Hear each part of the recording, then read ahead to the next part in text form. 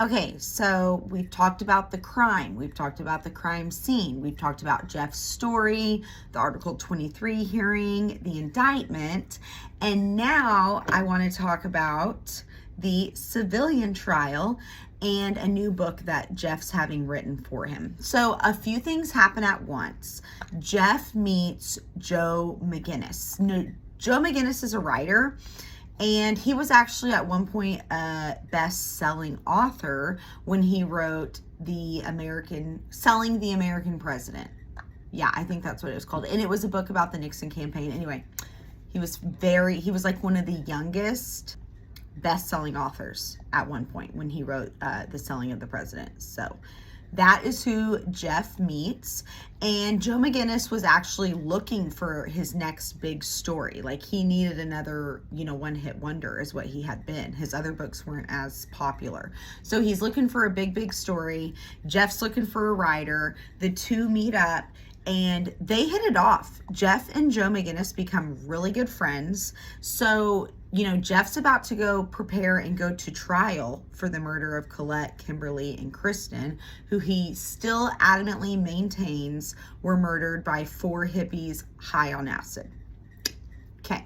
Joe actually believed in Jeff and believed Jeff was innocent, and he agreed that he would write a book about Jeff's whole story, like what happened, his Article 23 hearing, his new trial, everything. And like I said, Joe really believed in Jeff's innocence. The only conditions he had was Joe said that he wanted full access to everything, okay? He wanted access to all the legal documents, what was going on between Jeff and his attorneys. He wanted an inside view at the courtroom. He wanted to be there through everything. Do not leave anything out. Don't leave out no psychologist reports, no evidence, nothing. And Jeff agreed. And Joe maintained the book cannot be biased though, Jeff. Like, I'm going to write what I feel the truth is no matter what that turns out to be. They agree to it. And then Jeff throws in at the very end of the contract, they about got the ink wet to sign it. And Jeff throws in, he has a condition that the book maintains the integrity of his life story. And that's going to come back to bite Joe in the ass later, okay? So you just wait for that. That's in part 4, but seriously. So the trial was set to start July 16th, 1979. So Jeff, his legal team, and Joe, they actually rent out an entire frat house in North Carolina. And this way they had more privacy than if they stayed in like a hotel, not as much media access and stuff to them.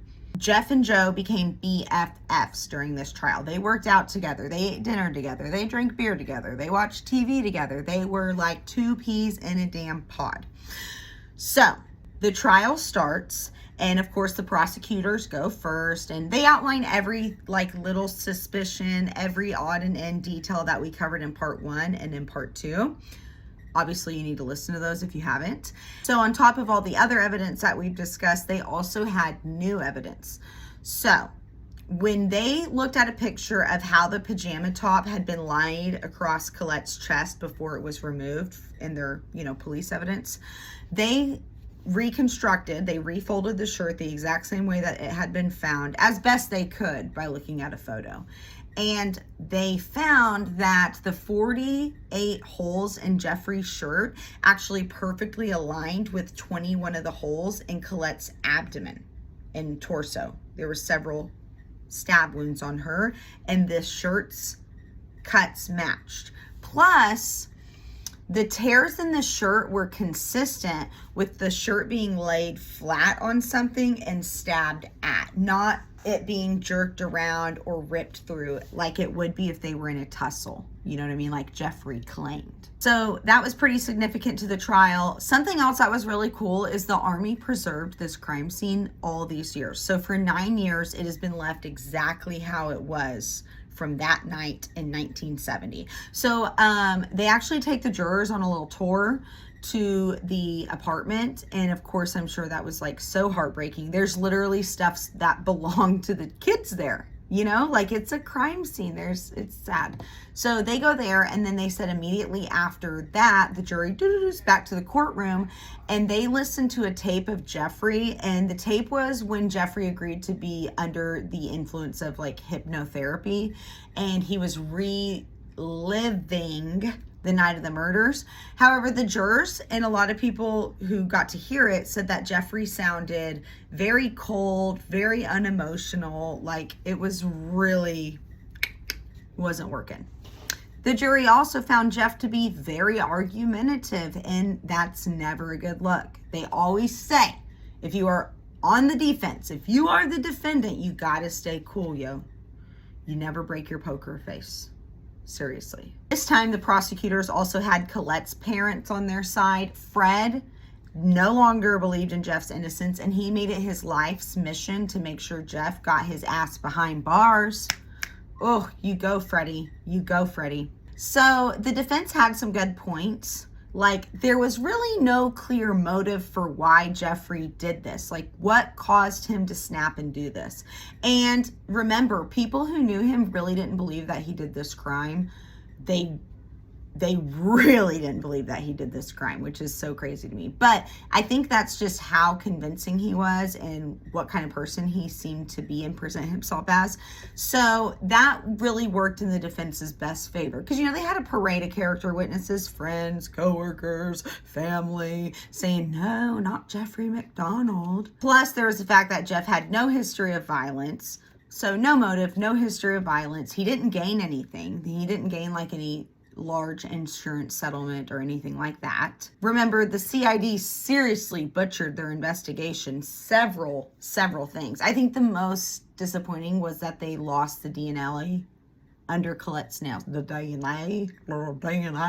They lost the DNA under Colette's nails. Like, that was the biggest, whew, there it went. There it goes, ladies and gentlemen, to me. Like, I would have felt so bad. It makes you wonder if somebody did it on purpose.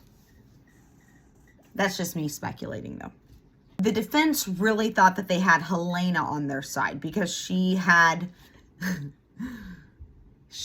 gone ahead and made more, you know, passive confessions while under the influence of drug and alcohol, again, over the couple years before this trial started. So even though she told the grand jury, like, Girl Scout honor, I did not do it. I know I said I did it. I know I said I did it, but I really didn't. I really didn't do it. She had then, after that, told more people like, oh, you know, I actually might have been there. Feel like I was there. So the defense is like, oh my gosh, I heard Helena confessed a few times. We're going to round her up as a damn witness, and we're going to put her on the stand, and she's going to testify and say that. So they put Helena on the stand, and this freaking lady is like, yeah, I know I said that I might have, like, I felt like I'd been there, and I'd confessed several times back and forth to police and friends and family. I swear I didn't. I, like, genuinely didn't. I'm a troubled girl. This lady does the same thing. She tells all her friends and family, if she has a job, coworkers, that she was there and she didn't, when she's all, oh. And then when she gets in front of the jury, she's always like, did I say that? Nope, you caught me on a bad day. So she literally does that on the stand. Helena's like, yeah, I didn't do it though. And Helena does explain, like, listen, I have been a police informant since I was 16. She's a drug user. She's poor. She's just like gliding through life, okay? Okay, so it's not going good for her. And she admits that sometimes I would say, you know, things that I thought police wanted to hear in hopes that I would get something in return, because that's how police informants work, right? Jeffrey's lawyer damn near begs her to confess. He even explains to her, like, listen, you're past the limitation here. We cannot charge you. Can you please just admit that you did this? And even with that, she would not budge. She would not budge. The judge even let his lawyer talk to her alone for an hour, and this bitch still was not admitting it. So that totally, I think the defense had like a pretty good reasonable doubt until they called Helena in, you know? Jeff takes the stand in his own defense, and let me tell you, it's not good. It's not good. He's argumentative during cross. He's defensive. He's cocky. He's like everything they say that you shouldn't be when you're on the stand as a defendant. Like, seriously, it was bad. Any inconsistency or any like questionable evidence, Jeff would literally say, I don't know. Anything would have been better than him just being up there saying, I don't know. But that's what he did. Of course, the most damning piece of evidence is the fact that his wife, 4 months pregnant, and his 2 young daughters were bludgeoned. Okay, this was a heinous murder. And this motherfucker got cuts that don't even need damn stitches and 1 bump on his forehead. I mean, I think I've caused myself more damage in the last year than this guy went through in this altercation with these hippies. With his hand stuck in his pajama top. There ain't no damn way. I'm not buying that. I'm not. I don't accept it. So, all right, they wrap up the case, and the jury literally deliberates less than 7 hours before coming back with 3 counts of guilty. He got 2 counts guilty, second-degree murder for Colette and Kimberly because they think he may have been in a fit of rage when he did it. And then he gets 1 count of first-degree murder for Kristen because he didn't have to do that. They think he had thought it through and he chose to do it. So he gets 3 consecutive life sentence. That means back to back to back. You do 1 life sentence, you do the next. You finish 2, you go on to the 3rd. I don't really know anybody who completes a life sentence. So, we got him, guys.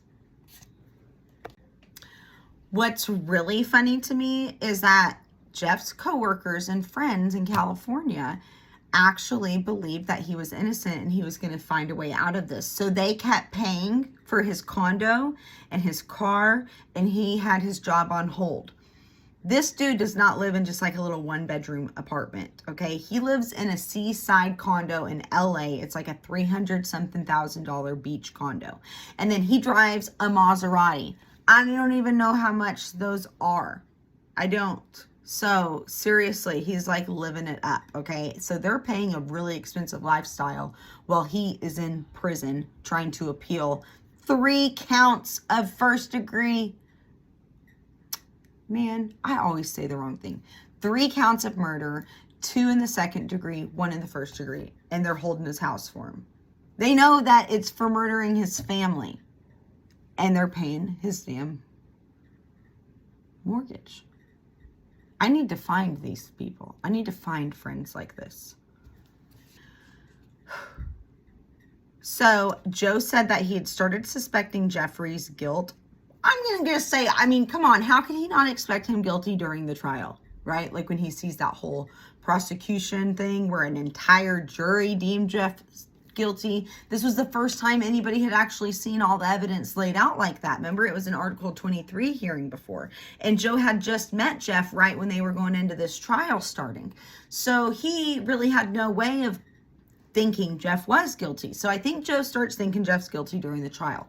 But Joe said it really locked it in for him whenever Helena took the stand, and Jeff literally had no reaction to seeing her. It was like he was watching a damn infomercial. This is a woman who he believes broke into his home, murdered his family, and then made him pay the price, right? Like he's literally on trial for if he's going to go to prison for doing this. And he's just like, oh, Helena, you're up. Like just chilling. It's crazy. So that's kind of what locked in his guilt for Joe. And when I read about that, I was like, oh shit, Joe. Like that locked it in for me too. I agree 100%. But then Joe said after Jeff went to prison, he kept working on the book and he got access to all of Jeff's legal documents, all of his journals, all of his paperwork from his very first trial in 1970. And in 1970, Jeff's lawyer told him to make a journal of everything that happened leading up to the crime, the aftermath of the crime, etc., and so forth. And in these journal notes in 1970, Jeff wrote that leading up to the crime, he had been trying to lose weight. He was trying to get in really good physical shape, which, dude, this guy runs like 5 miles a day. He's in great physical shape. Okay, he's very athletic. So he wanted to lose at least 15 pounds because he said in the past 3 to 4 weeks, I've lost about 12 to 15 pounds. This is not as easy for somebody as athletic and in shape as Jeff is, okay? So Jeff said in the journal, to aid in this weight loss, he was taking 3 to 4 esketrol. Doesn't say like a day, a week, throughout the entire time span. He just says 3 to 4. Esketrol was a really popular diet pill in 1960 and 1970s. Jeff writes about, I worked a 24-hour shift. I went to the office for 8 hours. I played basketball. I took the girls to feed the pony, etc. and so forth. And then he says, at 5:45, I sat down to have dinner and I might have taken an esketrol. Maybe. So Jeff goes on to recant the details of the crime that night, the same ones, they haven't changed, same old song and dance. And he says in these journals, I did not tell hospital staff that I had taken esketrol. If esketrol comes back in my urine, this is why. So it's more so like Jeff's anticipating they're going to find esketrol in his system and he's going to have to answer for that, right? Like he's almost paranoid in these journals about it. So Joe researches esketrol and he finds that, yes, it was a very popular diet pill between 1960 and the 1970s. At one point, it was on the top 200 prescribed drugs in America. It was deemed ineffective, though, and taken off the market in 1982 because it just didn't work and it was dangerous. It consisted of an amphetamine, which is and a tranquilizer. Okay, which also is not a safe or good combination anyway. And I think the two would counteract each other and not work super well for weight loss. There was also some really dangerous side effects. And one that stood out was that in large doses, it could cause a rage-infused psychosis. And so that's where you go into a psychosis and you just go the hell off. So Jeff worked a 24-hour shift, 8 hours at the office, played basketball, fed the damn ponies, took a diet pill. I'm betting he was taking 3 to 5 at a time, or maybe like in a day. Right? In one day when you're only supposed to take, I think, probably like 1 a day.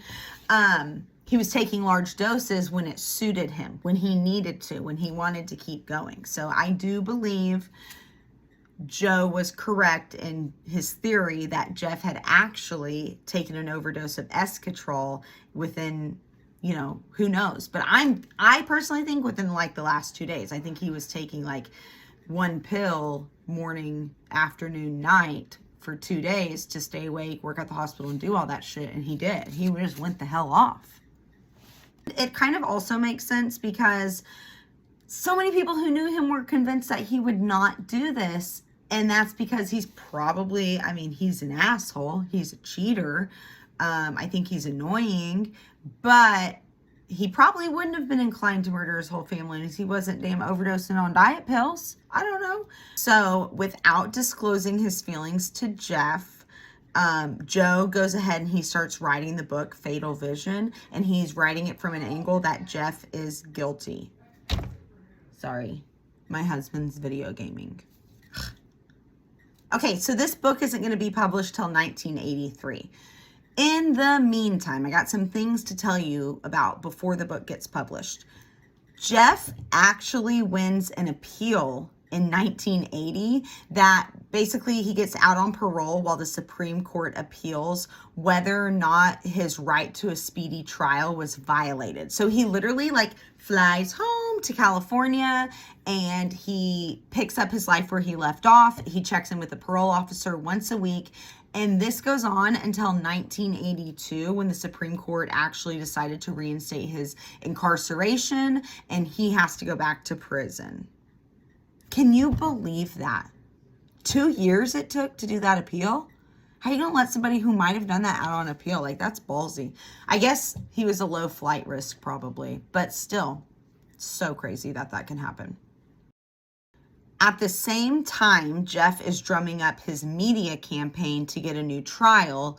Joe is finishing out this book, and he's like, okay, Jeff, like, it's a coming. You need to really, when you do these interviews for your new trials and your, possible release from prison, talk about the book, talk about the book, talk about the book. And he's like, absolutely, I will. I'm getting 1/3 of them proceeds, baby. I'm going to sell this puppy up.